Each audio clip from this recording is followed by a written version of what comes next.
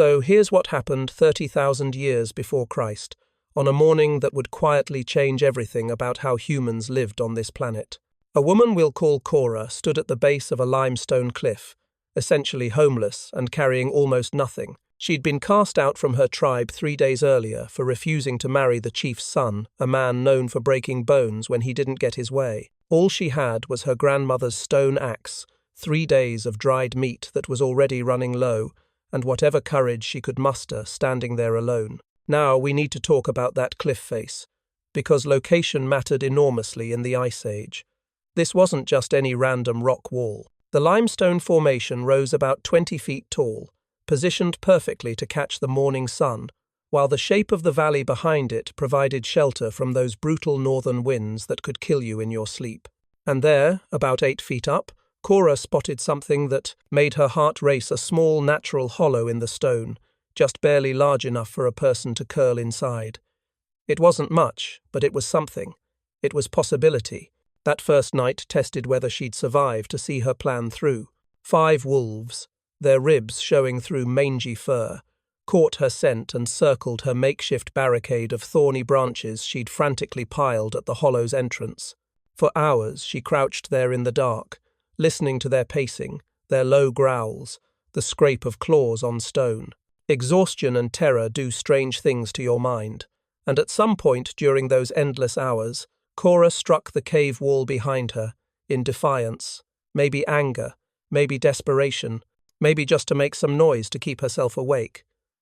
And the stone sang back. That resonance, that deep humming note that seemed to come from inside the mountain itself, changed something fundamental in how Cora thought about her situation. The rock wasn't just a barrier between her and the world. It was responsive. It had voice. It had, in some sense, she couldn't quite articulate, presence. When dawn finally came and the wolves slunk away to find easier prey, Cora placed both palms against that limestone and made a decision that would echo through 10,000 years of human history. She would make this mountain her home, not by conquering it, but by partnering with it. The excavation work began that very morning, and Cora quickly discovered she was navigating between ritual and practical reason. Each dawn before starting work, she'd place her palm against the cool stone and whisper to what she believed was the mountain's spirit. She told it she came not as an invader, but as a guest asking for shelter. Was this just superstition? Maybe. But it also kept her mindful, careful, and observant in ways that probably saved her life multiple times. When you're treating rock as a partner rather than an obstacle, you notice things. And here's what she noticed. Limestone responded to patient persistence rather than violent force. Those first few days, she exhausted herself, swinging her axe with full strength, trying to chip away massive chunks. The results were pitiful broken axe handles, bruised hands, and minimal progress. But when she started tapping steadily along natural fault lines in the stone, following the grain of the rock rather than fighting it, she got somewhere. The mountain, it seemed, rewarded patience over aggression. Her first major breakthrough came entirely by accident during her 7th day of work. She'd built a small cooking fire closer to the wall than usual, trying to stay warm while she ate. The limestone heated up significantly, and when she carelessly splashed water from her drinking gourd onto the hot stone, the rock cracked with a sound like a tree branch snapping. Cora stared at that crack for a long moment, her mind racing. She'd just discovered something that would transform her entire approach. Controlled fires, followed by strategic cooling, could persuade even the most stubborn rock to yield. By the time 3 full moons had passed, Cora had carved out a space large enough to stand upright in. Her hands had transformed into calloused tools themselves. Her arms had developed muscles she never knew existed, and her relationship with the stone had deepened into something almost conversational. She could read the rock now, predict where it wanted to crack, sense where hidden weaknesses waited to be exploited. But her most remarkable discovery came through sound rather than sight. While working, Cora would hum her mother's old gathering songs, partly for rhythm, partly for company, partly to keep her spirits up during the endless hours of repetitive labor. And in certain spots within her expanding cave, something magical happened. Her voice would transform, amplified and enriched, until it sounded like dozens of ancestors were singing alongside her. The acoustic properties of those spaces were extraordinary, and Cora immediately recognized them as sacred. These sweet spots became corners where she would later teach others that the mountain itself remembered every word spoken within its embrace. She marked them with special carvings, kept them clean, and would sit in them during moments of decision or doubt. Whether the mountain actually remembered or not didn't really matter. The ritual of speaking important words in those spaces where sound became more than sound gave weight and intention to her choices. The shallow cave also revealed its first practical gift, one that solved a problem Cora hadn't quite figured out yet. A thin trickle of fresh water began seeping through a crack in the back wall. At first, she thought she'd somehow broken through to the outside and rain was getting in, but the water flowed even during dry periods. The mountain had its own water source, filtering down through layers of stone from somewhere high above. This eliminated the dangerous daily trips down to the valley stream, where saber-toothed cats liked to hunt during dawn and dusk hours. Standing in her cave after 90 days of work, Cora had accomplished something no human had done before. She'd created, through deliberate effort and accumulated technique, a permanent shelter carved from living rock. It wasn't large yet, maybe 10 feet deep, 12 feet wide, high enough to stand, but not much more. But it was hers. It was secure. It was the beginning of something unprecedented. She didn't know it yet, but within 5 years, 32 people would call this mountain home. Within 10, it would be 200.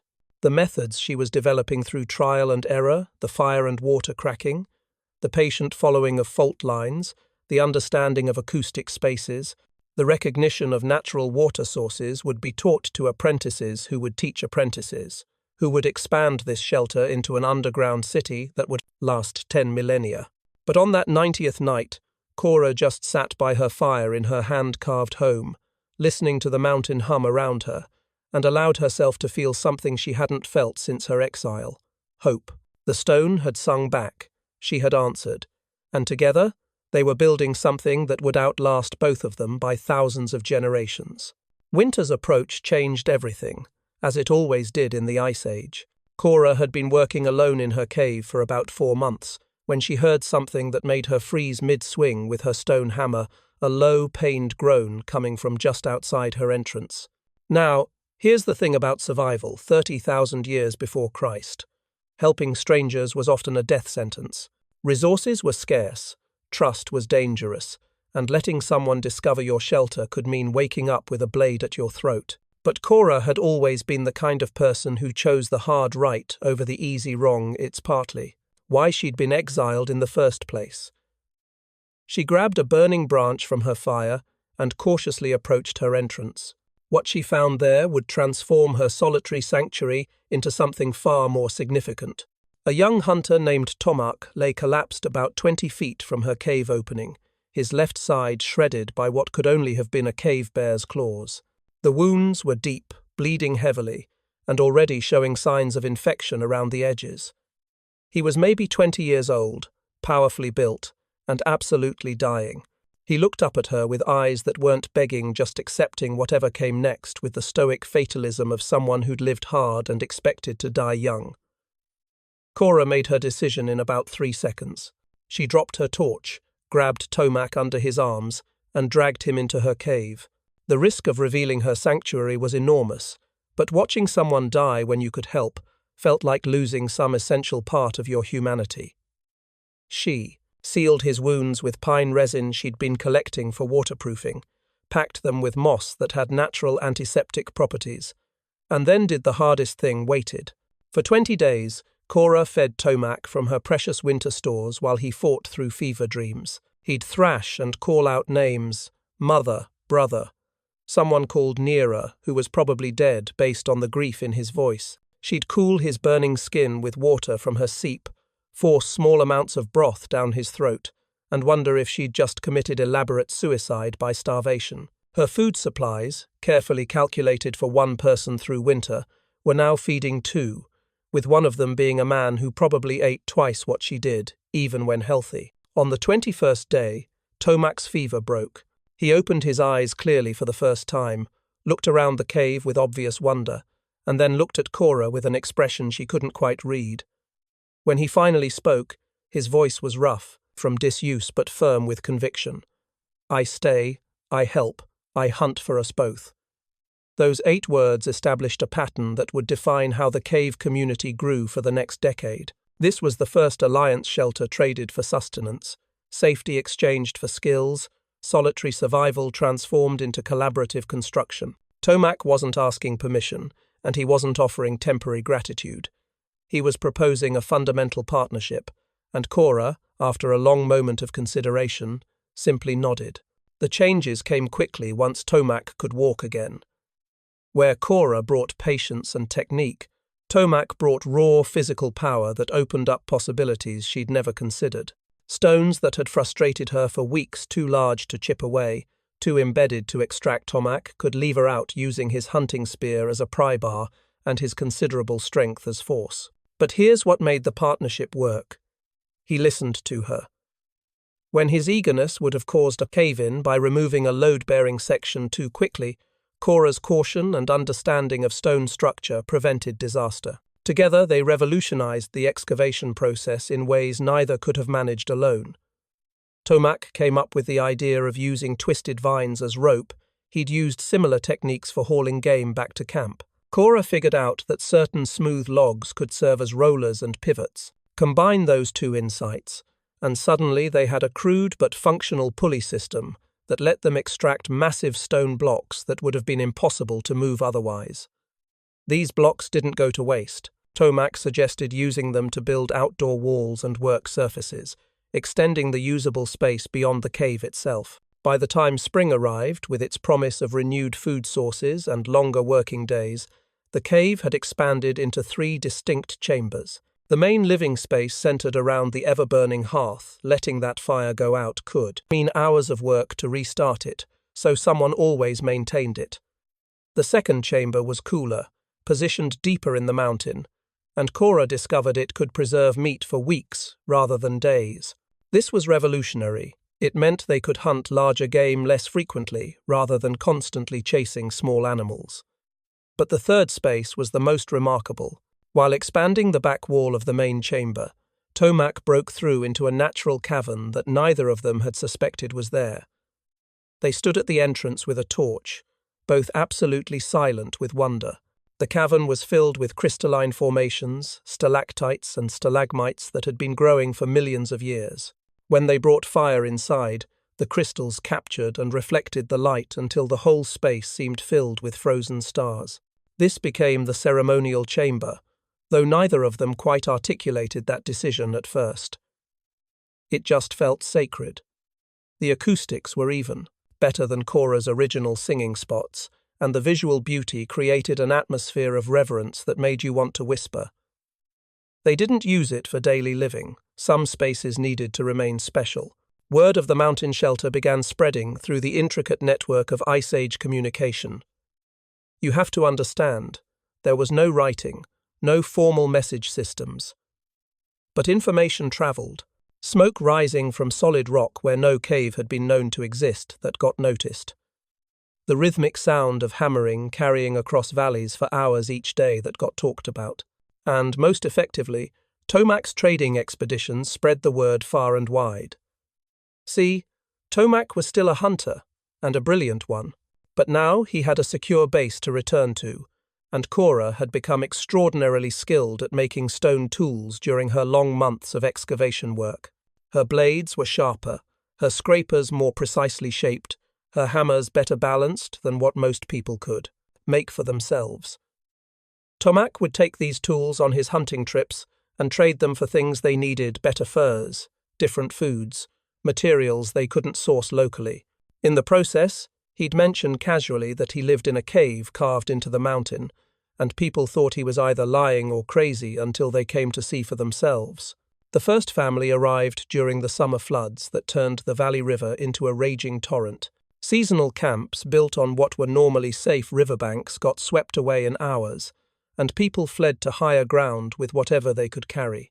An elder couple named Senna and Groot, along with their adult daughter Maya, made it to the mountain and saw smoke rising from Cora's entrance. When they climbed up to investigate, Cora and Tomac faced a crucial decision. They could turn these refugees away and keep their sanctuary secret and exclusive. Or they could take a risk on expansion. Cora thought about those 20 days she'd spent keeping Tomac alive and how that risk had paid off beyond measure. She looked at Senna's exhausted face, at Groot's protective stance, at Maya's cautious hope. "You can stay," Cora said, "but there's a price."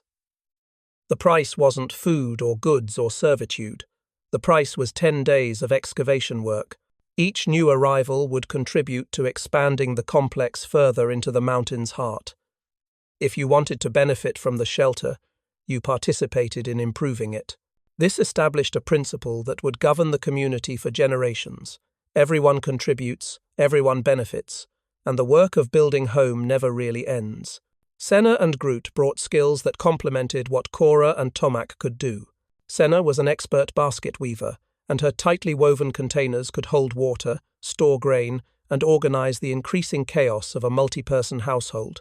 Groot knew herb lore that even Cora's grandmother would have envied. He could identify plants that reduced infection, eased pain, or calmed fever dreams. And Maya brought knowledge from distant southern tribes where she'd lived before joining her parents' group. She knew about clay working, about shaping and firing it into vessels that could withstand heat and hold liquids better than anything else available. By autumn, 7 people called the cave home. The expansion work had accelerated with more hands available, and the system was becoming clear. Cora had transformed from exiled outcast to expedition leader, from solitary survivor to community founder. She didn't have a title, those would come later, but everyone understood that her judgment guided major decisions, and her expertise in working with stone made her the final authority on structural questions. Tomac, interestingly, never challenged this arrangement, despite being physically stronger and culturally conditioned by his tribe to expect male leadership. He seemed genuinely comfortable as partner rather than patriarch, and his confidence in Cora's abilities influenced how others treated her. When new people arrived asking, "Who's in charge here?" Tomac would gesture at Cora while saying, "She made the mountain sing," and that was enough. The cave's reputation was building. Each person who sheltered there during summer storms or winter freezes went back to their tribes with stories. Some of those stories were exaggerated tales of endless tunnels and rivers of fire and magical stones that glowed in darkness. But the core truth was remarkable enough. A woman had carved a permanent home from solid rock, and she was willing to share it with anyone willing to work. That first year of community living taught Cora lessons that would shape everything that followed. She learned that different people needed different amounts of personal space. She learned that clear expectations prevented most conflicts. She learned that shared meals built bonds that shared labor alone couldn't create. And she learned that the mountain still sang back, even with more voices joining the chorus. 5 years into the excavation, something extraordinary had happened. What started as one desperate woman's shelter had become an underground village housing 32 souls across 7 interconnected chambers.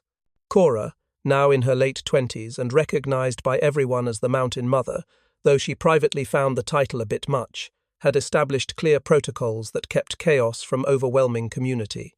These rules weren't written, of course, because writing wouldn't be invented for another 25,000 years or so. Instead, they were carved into the entrance walls as simple pictographs that anyone could understand. Each family group maintained their assigned living space and kept it clean. Everyone contributed to the communal food stores based on their abilities. Hunters brought meat, gatherers brought plants, craftspeople traded their goods for food shares. And critically, everyone participated in the endless expansion work. The mountain wasn't a finished project.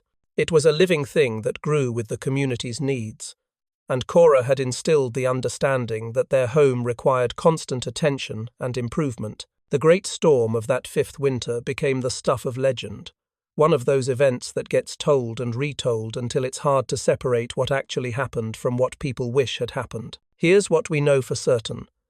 A massive ice storm hit the region without the usual warning signs, catching several tribes completely unprepared. Over 50 refugees from 3 different groups, some traditional enemies of each other, made desperate climbs up to the mountain shelter, seeking any protection they could find. Cora faced an impossible calculation. The cave system could theoretically hold that many people, but the food stores were planned for 32 through winter, not 80 plus. Turning people away meant certain death for many of them. The storm was already howling with winds that could freeze exposed skin in minutes. But accepting everyone might mean slower starvation for all. She made the call that defined her leadership style. Everyone came inside. They'd figure out the food situation together, but nobody would be turned away to die in the ice. For 9 days and nights, the mountain held them all. People who'd raided each other's camps shared sleeping spaces. Children from feuding tribes played together in the firelight. Elders from different traditions exchanged stories and found common ground in shared human experiences. The intimacy of survival does something to people. When you're huddled together for warmth, sharing your last dried meat with strangers, listening to the same howling wind that wants to kill you all, equally old hatreds start to feel less important. Not that ancient conflicts evaporated overnight, but something shifted. When the storm finally passed and people could safely leave, many chose not to. They'd found something in that mountain that their old lives lacked: security, community, and a sense of building toward something larger than simple survival. The population explosion created immediate challenges. Food became critically scarce until the hunters could replenish stores. Privacy disappeared entirely for weeks. Sanitation became a serious issue with that many people in close quarters. Cora had to organize a system for waste removal that wouldn't contaminate their water source. And most pressingly, not everyone who'd taken refuge during the emergency was interested in following the Mountain Mother's protocols once the crisis passed. This led to the first real test of the community's defensive capabilities. A group called the Crow River Tribe decided they'd like to claim the cave complex for themselves. Thank you very much. And they had the numbers and weapons to try. Their logic was straightforward. Why spend years excavating your own shelter when you could just take one that was already built? 20 warriors attacked at dawn, expecting to overwhelm the cave dwellers through surprise and superior force. What they got instead was a masterclass in defensive innovation that Cora and her core group had been quietly developing for months. See, Cora understood something fundamental about warfare in confined spaces. The side that knows the terrain has an overwhelming advantage. The entrance maze was the first surprise. What looked like a straightforward cave opening actually branched into multiple passages, some of which led nowhere, some of which circled back on themselves, and only one of which actually reached the main living chambers. In darkness, even with torches, unfamiliar visitors would become hopelessly lost within minutes. The Crow River warriors found themselves separated, confused, and increasingly panicked. Then there were the blind corners, where defenders could wait in absolute silence until attackers passed, then strike from behind. The narrow passages where only one person could advance at a time, negating numerical advantage.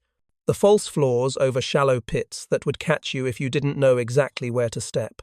And most effectively, the massive rolling stone that could seal the main entrance. It took 4 people working together from inside to move it. But from outside, even 20 men couldn't budge it. The battle, if you could call it that, lasted maybe an hour. The Crow River warriors, who penetrated deepest into the complex, found themselves trapped in darkness, facing defenders who knew every stone and shadow, fighting in spaces too confined for their superior numbers to matter. Those who stayed near the entrance faced that rolling stone, cutting off their retreat. In the end, they retreated with significant casualties and 0 gains, leaving behind weapons and their reputation for invincibility. News of the failed assault spread even faster than news of the storm the shelter had. The message was clear. The mountain cave was impregnable to outside attack, and the woman who built it knew how to defend what she'd created. This reputation proved more valuable than any wall could be. More families came seeking security, and hostile groups looked elsewhere for easier targets. With safety established and population growing, something unexpected began to flourish. Culture. When you're constantly moving, constantly worried about immediate survival, there's not much energy left for art or ceremony or the kind of activities that make life meaningful beyond simple existence. But in the stability of the mountain, people had time and space to create. The story wall started almost by accident. Someone carved a spiral representing seasons survived, and someone else added to it. Then, another person carved their family's handprints, and others followed. Within a year, the main chamber's largest wall had become a living narrative of the community's history. Spirals for seasons, handprints for children born, animal figures for successful hunts, and more abstract symbols that represented important events or emotional moments. You could read that wall like a book if you knew the visual language, and elder members would teach children how to interpret the carvings as a way of maintaining collective memory. Maya's daughter, a girl of about 12 named Lyra, made a discovery that elevated the story wall from historical record to genuine art. She'd been mixing different clays for pottery and noticed that certain combinations created vivid colors when fired. When she experimented with crushing berries into the clay mixtures, she created paints that seemed to glow in firelight, reds that looked like flowing blood, yellows like captured sunlight, blues that reminded people of summer skies they wouldn't see for months during winter. Lyra began painting over and around the carved symbols, and the story wall transformed into something that took your breath away. The animal figures seemed to move in the flickering firelight. The spirals gained depth and dimension. The handprints became windows into individual lives rather than just anonymous markers. Other artists, because that's what they were now, artists began adding their own styles and techniques. The mountain cave was creating its own aesthetic tradition.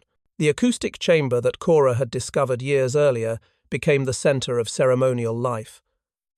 The coming-of-age ritual developed organically from practical need and spiritual belief. When young people reached about 15 years old, they would spend 3 nights alone in that chamber with only a small lamp for light. The isolation, the darkness, the strange way sounds echoed and transformed in that space. It created an intense experience that marked the transition from childhood to adult responsibilities. Some young people reported hearing voices of ancestors. Others claimed the mountain itself spoke to them. Skeptics like Tomac figured it was just the combination of isolation, exhaustion, and acoustic tricks playing with perception. But whether the experiences were supernatural or neurological didn't really matter. They were real to the people having them, and they created a shared initiation experience that bound each generation to the mountain and to each other. And then there was Cora's most remarkable achievement, one that almost nobody believed was possible until she did it. During a routine hunting expedition, Tomac discovered a wolf den where the mother had been killed in a landslide, leaving 3 puppies that would die without intervention. Most people would have either left them or killed them quickly for mercy. Wolves were dangerous competitors for resources, not potential allies. Cora saw opportunity. She'd noticed for years how wolves operated their pack structure, their communication methods, their fierce loyalty to their group. What if that loyalty could be redirected? She took the 3 puppies, each maybe 6 weeks old, and began the patient work of domestication. She fed them from her own portions, slept near them so they'd bond to her scent, disciplined them gently but firmly when they bit too hard or became too aggressive. The other cave dwellers thought she'd lost her mind. These were wolves, predators, killers. They'd grow up and turn on her, on the children, on everyone. But Cora had a theory based on careful observation. Wolves raised from infancy with humans, taught that humans were pack leaders, might maintain that relationship into adulthood. It was a gamble based on intuition rather than proven method, because nobody had ever tried this before. 18 months later, Cora had 3 adult wolves who treated her as alpha, who would warn of approaching strangers with low growls, who could track game better than any human hunter, and who seemed genuinely affectionate toward the cave community's children. They weren't pets in the modern sense. They maintained their wild nature and independence. But they'd accepted humans as part of their pack structure, and that made all the difference. The guardian animals, as people started calling them, changed everything about security and hunting efficiency. You didn't need posted sentries when wolves would alert to threats long before human senses detected anything. Hunting parties could cover more ground and track more effectively with wolf companions. And psychologically, having wolves choose to live alongside humans created a sense that the cave community possessed special power that other tribes lacked. By the end of that 5th year, the mountain wasn't just a shelter anymore. It was becoming something that wouldn't have a proper name for thousands of years. A civilization. Not in the sense of writing or agriculture or cities, those were still impossibly far in the future, but in the sense of people choosing to live together permanently, developing shared culture, creating systems for governance and defense, making art that reflected their collective identity, and innovating in ways that improved life for everyone. Cora would stand sometimes at the entrance, looking out over the valley as smoke rose from the fires inside the mountain, and marvel at what had grown from that desperate first night when she'd heard Stone sing back to her defiant strike. She'd wanted survival and found community. She'd sought shelter and built legacy. She'd thought she was just carving out space to live, and instead she'd carved out a template for how humans might live differently than they ever had before. By her 60th year, Cora's body had betrayed her in the way bodies eventually do. Her hands, those same hands that had first struck the mountain wall in defiance, were gnarled with what we'd now call arthritis. Her shoulders, strengthened by decades of swinging hammers, now ached constantly. She could no longer excavate, could barely lift the tools she'd once wielded with such precision.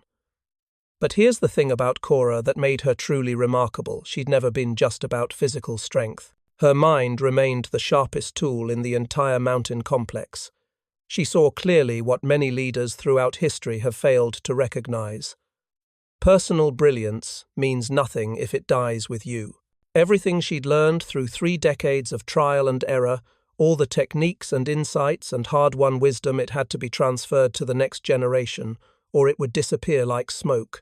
So Cora established the apprentice system that would preserve knowledge across generations and become the template for education in this community for thousands of years. The system was elegantly simple. Each master craftsperson, whether in stone working, hunting, tool-making, clay crafts, or any other specialized skill, chose 3 students, not 1, because illness or accident could take a single apprentice, not 10, because quality. Teaching requires individual attention. 3 felt right, balanced between security and practicality. These apprentices would work alongside their masters for years, learning not just the mechanical techniques but the philosophy behind the work. Because that's what Cora insisted on, and this might be her most radical contribution. Technique without understanding was just repetition. She wanted her students to know why the fire and water method worked on limestone, how to read stone for structural integrity, when to push forward, and when to wait for better conditions. She taught them that humans could shape their world rather than merely survive in it, that patient observation was more valuable than brute force, that innovation came from asking, "What if?" instead of accepting, "That's how it's always been done." Her greatest student turned out to be Maya's son, Darak, who'd grown up literally inside the mountain, born in the 2nd year of the community's existence. That boy had spent his entire life watching stone being carved, listening to discussions of structural engineering before the term existed, absorbing the culture of building and improving and expanding. He possessed an intuitive understanding of how weight distributed through rock, how forces wanted to flow through structures, which walls could be removed and which were absolutely essential. When Darak was 25, he proposed something that made even Cora nervous: the Great Hall. His vision was audacious: remove several supporting walls between 3 adjacent chambers to create one massive central space, then install carved pillars that would distribute the weight of the mountain above without causing collapse. The mathematical precision required didn't exist yet, so Darak worked from intuition, observation, and a lifetime of internalized knowledge about how stone wanted to behave. The excavation took 2 full years and involved every able-bodied person in the community. They worked in careful pop stages, never removing more than 1 section at a time, constantly checking for stress fractures or warning signs of instability. Cora supervised with her mind, even though her body couldn't participate in the labor. She'd point with her walking stick at areas that concerned her, suggest alternative approaches when the original plan showed weaknesses, and ultimately trust Darak's judgment when his intuition diverged from her experience. When they finally removed the last dividing wall and stood in the completed Great Hall, it took everyone's breath away. The space could hold the entire community of 200 souls comfortably, with room for movement and gathering and ceremony. The carved pillars, each slightly different based on the stone it was carved from, created a rhythm throughout the space that felt both natural and deliberately artistic. Light from strategically placed fire pits reflected off the walls and ceiling in ways that made the whole chamber glow. This became the center of communal life. Winter solstice gatherings, harvest celebrations, conflict resolution sessions, major decisions affecting the whole community. Everything important happened in the Great Hall. The acoustic properties were magnificent, possibly even better than the ceremonial chamber. When someone spoke from the center, their voice carried clearly to every corner without shouting. When the whole community sang together, the harmonics created something transcendent. But Cora understood that community needs more than just inspiring architecture. It needs functioning systems for resource allocation, conflict resolution, and economic exchange. The carved token system she developed solved problems that had plagued the community for years. Before tokens, everything was barter, and barter only works if you need what the other person has exactly when they need what you have. It's clumsy and inefficient and causes endless arguments. Cora's tokens represented days of labor, the one thing everyone had to offer. Work a day on excavation, receive a token, use that token to trade for food, tools, or training in specialized skills. The tokens were carved from distinctive stone that couldn't be easily faked, each one marked with the community's symbol. Suddenly, you had flexibility. A hunter could accumulate tokens during successful seasons and use them during lean times. A craftsperson could focus on perfecting their skill rather than constantly scrambling for daily necessities. The system evolved in ways Cora hadn't initially anticipated. Families began saving tokens, creating something remarkably close to wealth accumulation. Chamber rights, the privilege of occupying and improving a particular living space, became inheritable, which created humanity's first property ownership concepts. Some people became token-rich through exceptional skill or hard work, while others struggled. Inequality emerged, and with it came questions about fairness and obligation that the community would wrestle with for generations. Cora had mixed feelings about these developments.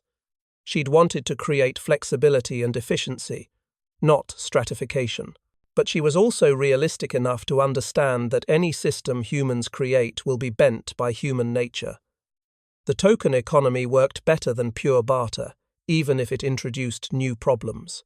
She established some basic safeguards: no child could go hungry regardless of their family's token wealth, and certain essential services remained communal rather than token-based, but otherwise let the system evolve organically. The trade networks that developed from the mountain shelter's secure position transformed the community's economic reach. Traders would journey for weeks from the northern ice sheets and the southern grasslands, knowing the mountain offered safe storage for valuable goods and honest brokers for complex exchanges.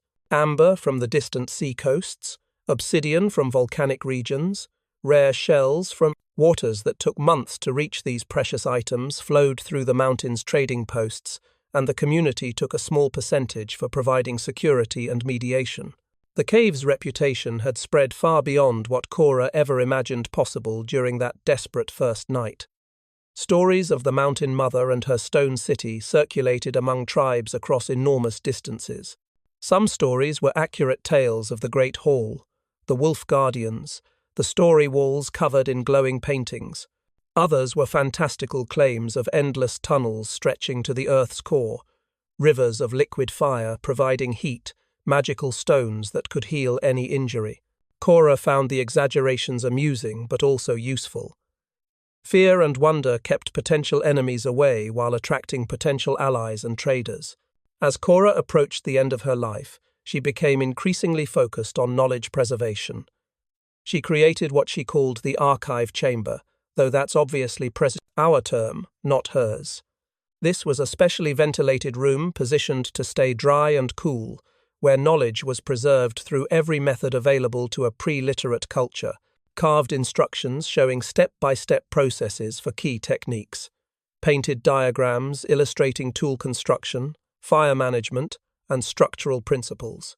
Carefully arranged tool collections showing progressive improvements. You could see the evolution of the stone axe from crude chopper to refined implement just by looking at the display sequence. She spent months in that chamber during her final year, working with Dirac and other master craftspeople to document everything they knew. She couldn't write it down in words, but she could create visual records that taught without language.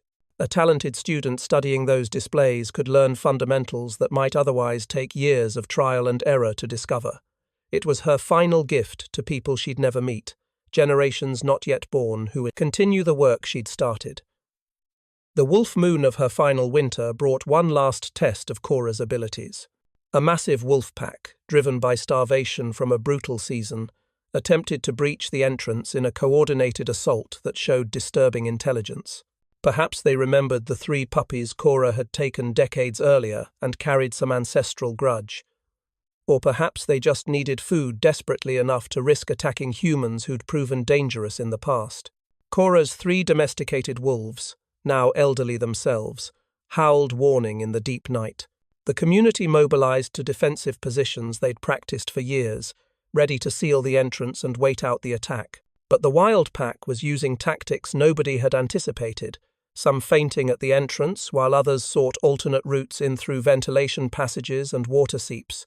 Despite her age, despite her pain, despite the fact that she could barely walk without assistance, Cora stood, with the defenders. Her role wasn't physical, she couldn't fight, and everyone knew it, but her voice, still strong even as her body failed, directed the battle with strategic precision that saved dozens of lives. She'd studied the mountain longer than anyone, knew every passage and vulnerability, could predict where attacks would focus and coordinate responses before the threats materialized. 3 defenders to the water passage, they're testing it, but the opening's too narrow. Seal the ventilation shaft on the north side. They've found it. Don't waste spears on feints at the main entrance. They're trying to draw us out. Her commands came clear and confident, turning what could have been chaotic panic into organized defense. The battle lasted through the night. By dawn, the wolf pack withdrew, having lost several members to defenders who fought from positions of advantage that Cora had directed them to. The community celebrated survival, but Cora had spent something essential in that final engagement. She'd pushed too hard, stayed upright too long, burned through reserves she didn't really have. 3 days later, as the wolf moon set for the last time during her life, Cora asked to be taken to the original chamber, the first space she'd carved 35 years earlier. They laid her down on soft furs, and she reached out with one gnarled hand to touch the wall where she'd first struck stone in defiance and heard it sing back. Dirac sat beside her, along with Tomac, now an old man himself, and Maya, and dozens of others whose lives she'd shaped. She didn't give speeches. That wasn't her style. She just smiled, closed her eyes while her palm rested against cool limestone, and slipped away to wherever we go when we're done with this world. They buried her in the archive chamber, surrounded by the knowledge she'd worked so hard to preserve. Her grandmother's original stone axe, worn down to almost nothing from decades of use, was placed in her hands. The whole community gathered in the great hall she'd never thought she'd live to see, and they sang the old gathering songs she'd once hummed alone in darkness while carving her shelter.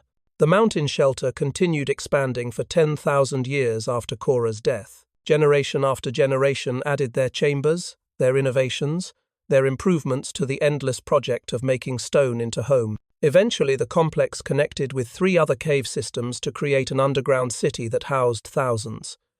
Techniques evolved, tools improved, culture developed in ways Cora couldn't have imagined. But the core principles remained constant because she'd carved them so deeply into the community's foundation.